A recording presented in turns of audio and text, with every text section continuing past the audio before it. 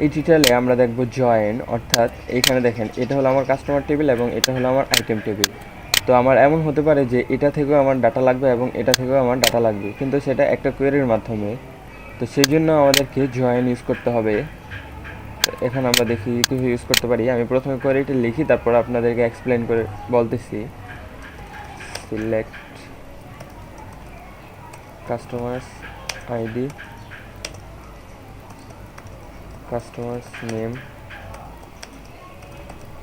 items dot name, items cost from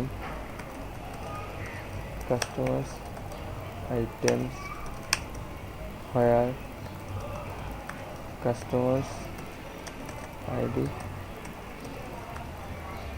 seller id।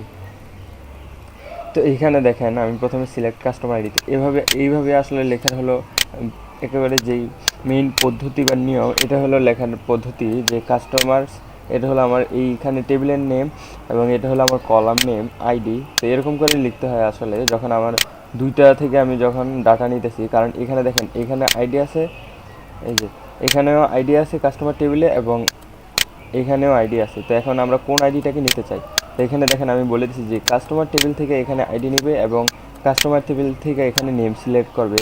তো তারপরে এখানে হলো আইটেমস টেবিল থেকে এখানে নেম এবং আইটেম টেবিলের এখানে যে কস্ট যে কলাম আছে সেটা থেকে তার ভ্যালু সিলেক্ট করবে। তো এখন ফর্ম, এখানে আমরা প্রথমে দিলাম কাস্টমার্স এবং তারপর দিলাম আইটেমস, কারণ এখানে আমরা কাস্টমার এবং আইটেম টেবিল থেকেই সিলেক্ট করছি। তো সেই জন্য এখানে আমরা এটা দিয়ে দিলাম। এবং where customer ID equals seller ID, এখানে আমরা দিলাম যে যেখানে কাস্টমার আইডি সমান থাকবে সেলার আইডি। তো এখানে দেখি আমরা কত, দেখেন এখানে কাস্টমার আইডি আছে 96 পর্যন্ত, আর আইটেমস যেটা আছে এখানে সেলারের যেটা আছে এটা আছে কিন্তু 100 পর্যন্ত, অর্থাৎ এখানে 100টা রো আছে এবং এখানে আছে 96টা রো। তো এখন আমার কি দেখানোর কথা, এখানে আমার 96টা দেখাবে, কারণ এখানে কাস্টমার্স আইডি এটা আগে দেখাবে, এটা সমান হতে হবে। এটা 96 পর্যন্ত যাওয়ার পর যখন এটার আর কোনো এখানে আইডি নাই, তো এটা আর সামনে যাবে না, তখন এটা 96 পর্যন্তই দেখাবে। তো এই পরেরগুলোতে আর যাবে না, কারণ কাস্টমার টেবিলের ভিতরে 96-এর পরে আর কোনো আইডি নেই।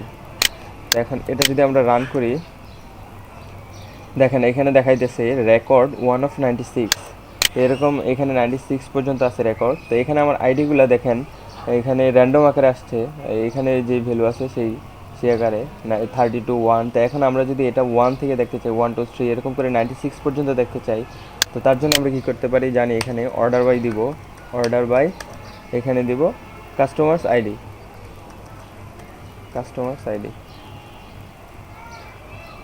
তো এখন দেখেন আমার 1 2 3 এরকম করে দেখাইতেছে।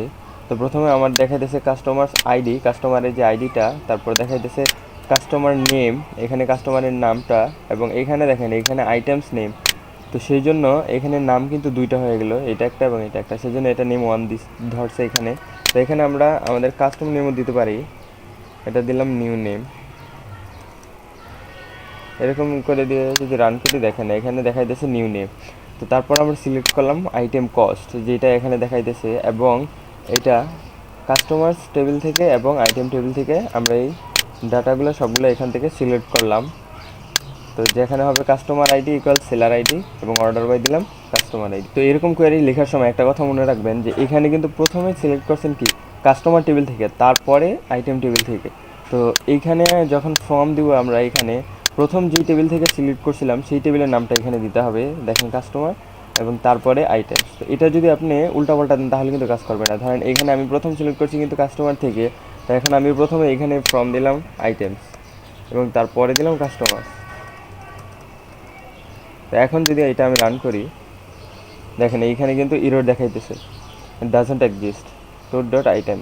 তো এইরকমই প্রবলেম হবে যদি আপনারা এখানে এটা খেয়াল না করে দেন যে প্রথমে আমরা যেটা নিব সেটা দিতে হবে প্রথম এবং দ্বিতীয়তে যেটা নিব সেটা দিতে হবে দ্বিতীয়।